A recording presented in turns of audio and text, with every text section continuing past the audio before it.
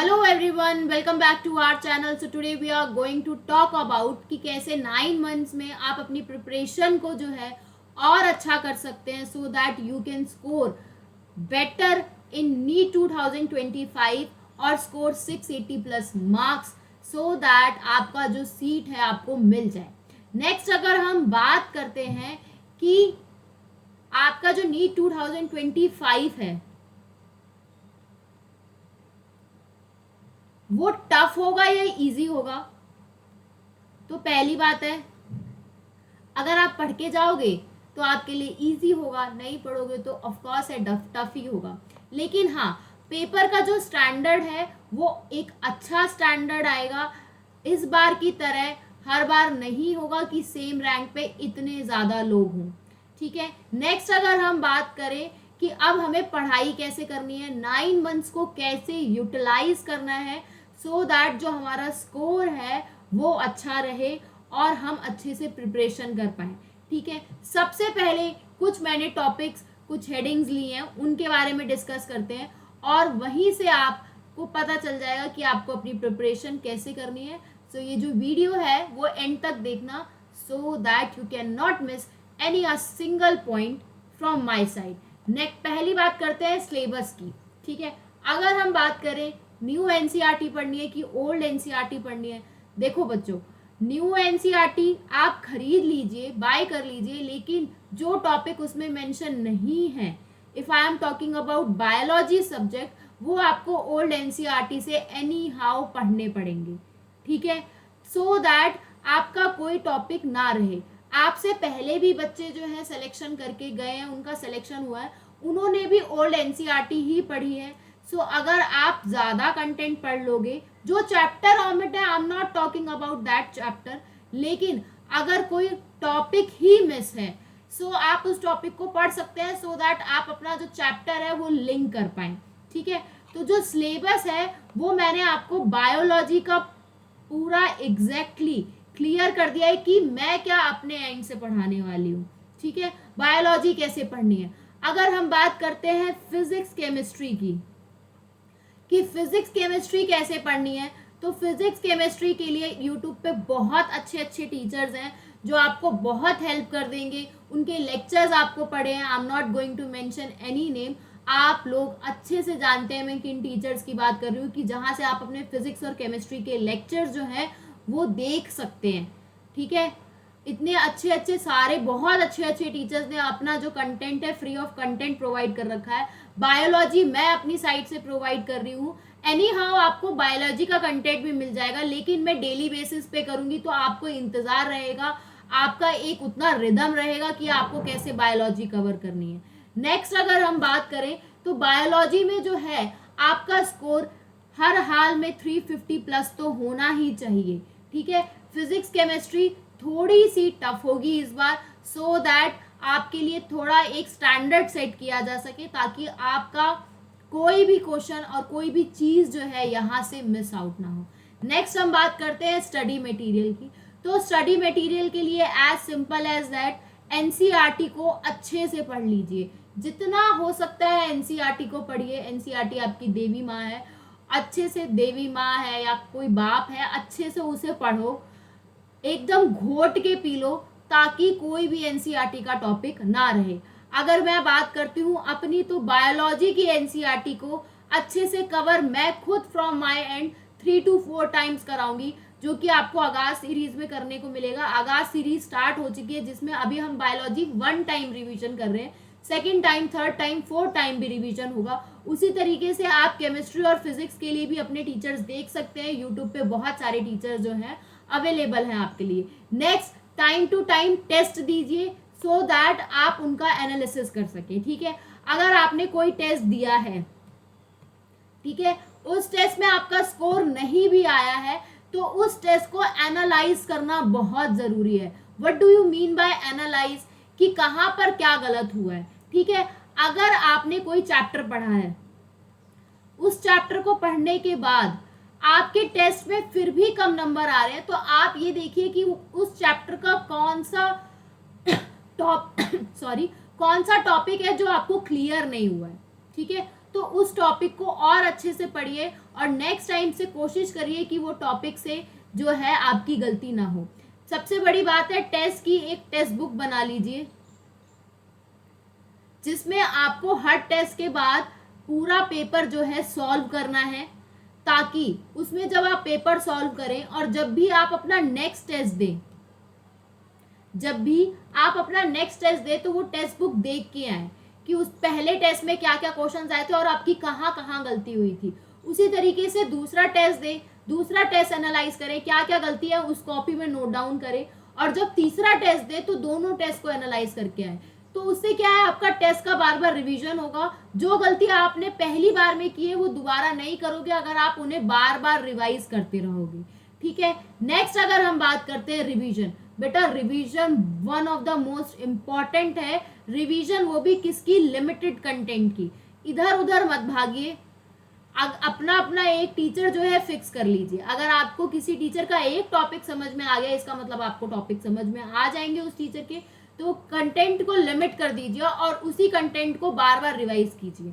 ठीक है, जैसे अगर हम बात करते हैं बायोलॉजी की, तो लेक्चर लिया, ठीक है, मेरा लेक्चर देख रहे हो तो साथ के साथ उसके नोट्स बनाए। अच्छे नोट्स नहीं बना पा रहे हो तो मुझे कमेंट बॉक्स कर देना, मैं आपको पीपीटी इनकी अवेलेबल कर दूंगी। नोट्स बनाने के बाद आपको उनकी क्या करनी है, नोट्स बनाने के बाद आपको उसे रिवाइज करना है।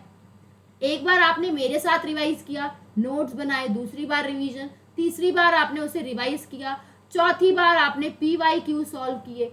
PYQ सॉल्व करने के बाद आपको टेस्ट देना है और टेस्ट जब आपका अच्छा हो जाए तो फिर उसे एनालाइज करना है कि क्या क्या टेस्ट में मिस्टेक है, और एनालाइज हो जाने के बाद जब आप अगला टेस्ट दें तो मेक श्योर ये सारा रिवाइज करके आए।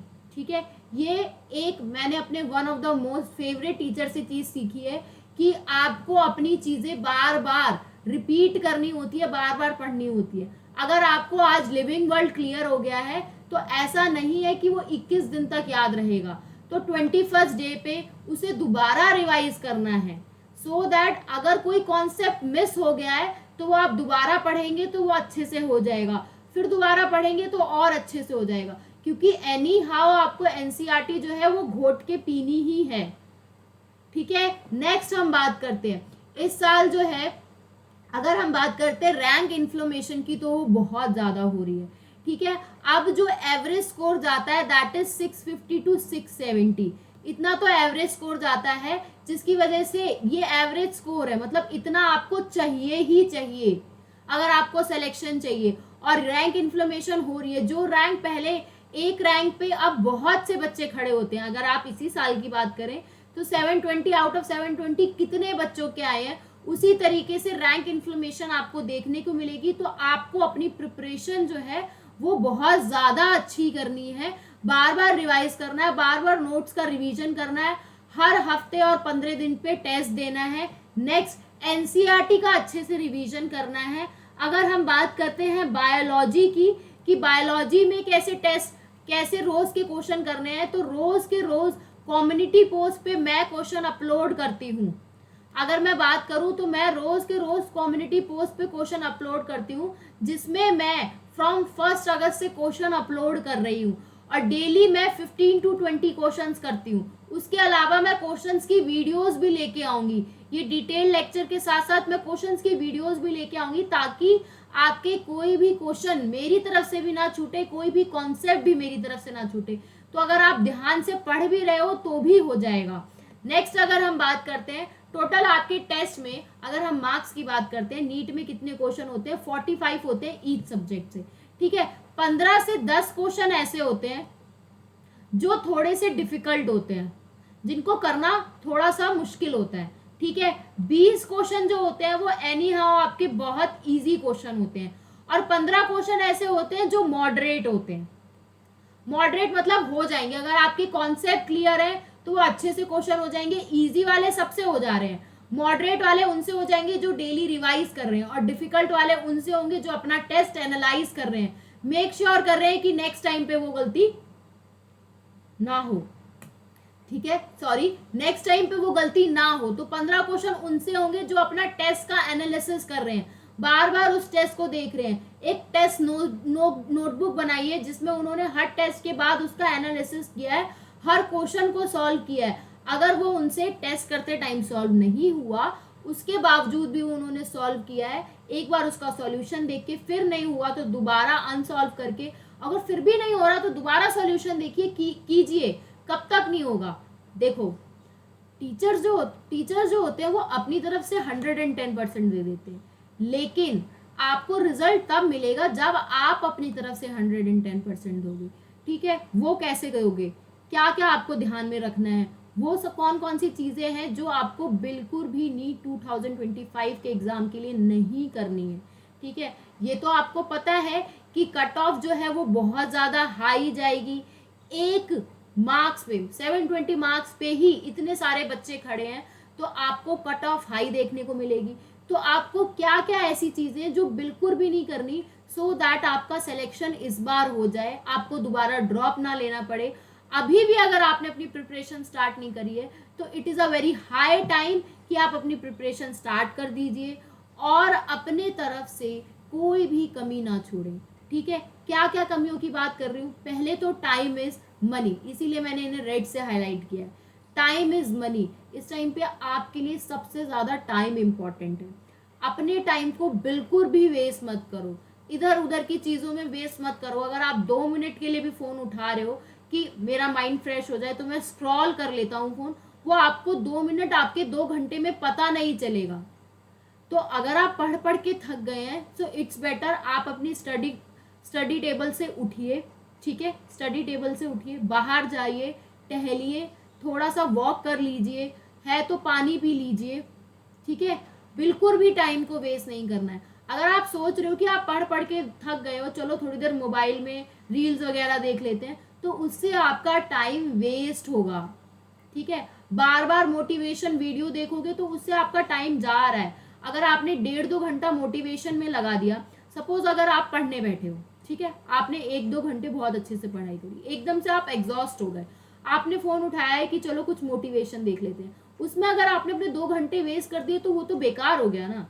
उससे बेटर है आप जहाँ बैठ के पढ़ रहे हो वो जगह खाली कीजिए, थोड़ा टहल के फिर के आइए, वॉक कीजिए, पानी पीजिए और फ्रूट्स वगैरह खाइए, दोबारा आके बैठिए, फ्रेश कीजिए, फ्रेश होइए और अपना फेस वॉश वगैरह कीजिए, सो दैट दोबारा से एकदम फ्रेश होके दोबारा पढ़ने बैठ जाइए। तो वहाँ पे जो है आप अपना टाइम को मैनेज कर सकते हैं। नेक्स्ट, कंपैरिजन, ये बिल्कुल भी नहीं करना। अपने आप को किसी से कंपेयर करने की बिल्कुल भी ज़रूरत नहीं है। ये मत सोचो कि आप इतनी देर बैठ के पढ़ रहे हो और वो भी आपके सामने वाला भी उतनी देर बैठ के पढ़ रहा है, तो उसके नंबर ज़्यादा क्यों, मेरे नंबर कम क्यों। हो सकता है बेटा उसने वो मेहनत की है जो आपने नहीं की। ठीक है, आपने अपना टाइम वेस्ट किया है, फ़ोन चलाया है, उसने नहीं किया, उसने फ़ोन बिल्कुल भी नहीं छुआ। अगर वो उसका पढ़ने में मन नहीं लग रहा है तो वो एकदम से बैठ गया है, सोचने लगा है, कुछ सोच रहा है, लेटे लेटे पढ़ रहा है, तो वो एक अलग बात है। आप अपने आप को कंपेयर करके, अगर आप एक दूसरे को कंपेयर करेंगे तो आप कहीं ना कहीं डीमोटिवेट होंगे। तो अपना कंपैरिजन किसी के साथ बिल्कुल भी नहीं करना है। थर्ड वन इज प्रोक्रास्टिनेशन, ये तो बिल्कुल नहीं करना। अगर आज मन नहीं लग रहा पढ़ाई में, सोच रहे हो कल बैठ के पढ़ लोगे, तो जब कल आएगा तब भी सोचोगे कल बैठ के पढ़ लोगे। तो अगर आज मन नहीं लग रहा ना तो आज ही बैठ के पढ़ो। अगर आपका मन नहीं है आज और आप फिर भी बैठ के पढ़ोगे तो आपको एक मोटिवेशन मिलेगा कि अरे यार मेरा तो मन नहीं था, मैं तो फिर भी बैठ के पढ़ने लगा। समझ रहे हो मेरी बात? और जब आप पूरे दिन पढ़ के बैठोगे ना तो वो आपको नहीं लगेगा कि आपको कल पे छोड़ना चाहिए। सपोज आपने एक दिन मेहनत की, अगले दिन आप अपने आप पढ़ोगे कि अरे मैंने कल ये कंप्लीट कर लिया था, तो आज का टारगेट मेरा ये है। ठीक है, टारगेट रोज के बनाओ और टारगेट हमेशा हाई का सेट करो कि मिनिमम टू मिनिमम हो जाए। मिनिमम सेट नहीं करना, हाई टू हाई सेट करना है। कितना कर सकते हो उसका मैक्स टू मैक्स। ठीक है, अगले दिन पढ़ रहे हो, फिर तीसरे दिन आराम से पढ़ने बैठ जाओगे। लेकिन अगर आप फर्स्ट डे ही नहीं पढ़े, सोचा अरे कल पढ़ लूंगा, कोई नहीं आज रील देख लेता हूँ, अगले दिन भी नहीं पढ़ोगे कि कल पढ़ लूंगा, और उसके अगले दिन भी नहीं पढ़ोगे। ये एक आपका माइंड सेट होता है। आपको अपने ब्रेन को जो है उतना एंगेज करना है। आपका ब्रेन आपके हिसाब से चलना चाहिए, आप अपने ब्रेन के हिसाब से नहीं चलोगे। आपको अपने ब्रेन को अपने हिसाब से चलाना है कि अरे पढ़ने बैठना है तो पढ़ने बैठना है, आज का जो टारगेट है उसे आज कंप्लीट करके ही सोना है, ताकि सुबह बैठ के उसे रिवाइज कर सकूं। तो अगर इस पूरी वीडियो को भी समराइज करना है तो उसका समराइज सिर्फ इतना है कि लेक्चर्स देखिए, उसके नोट्स बनाइए, नोट्स बनाने के बाद उसका रिवीजन कीजिए, PYQ सॉल्व कीजिए, टेस्ट करिए, टेस्ट का एनालिसिस करिए और दोबारा से प्रिपरेशन स्टार्ट कीजिए, फिर लेक्चर रिवाइज करें, फिर अगला क्वेश्चन जो भी आप अपने पार्ट सिलेबस को पार्ट सिलेबस में कन्वर्ट कर रहे हैं तो ऐसे करिए। अगर आप चाहते हो कि शेड्यूल फ्रॉम माय एंड मैं अपने एंड से प्रोवाइड करूं तो कमेंट बॉक्स कर देना कि कौन से महीने में मैम हम कौन सा शेड्यूल करें, तो आप हमें प्लीज सजेस्ट कर दीजिए सो दैट हम कर पाएँ, तो मैं वो भी प्रोवाइड कर दूंगी। बायोलॉजी की बात रही तो बायोलॉजी जो है वो मैं कंप्लीट करा रही हूँ फ्रॉम माय साइड, जो कि कंप्लीट हो जाएगी आपकी सितंबर तक। ठीक है, सितंबर तक मैं कंप्लीट करा दूंगी।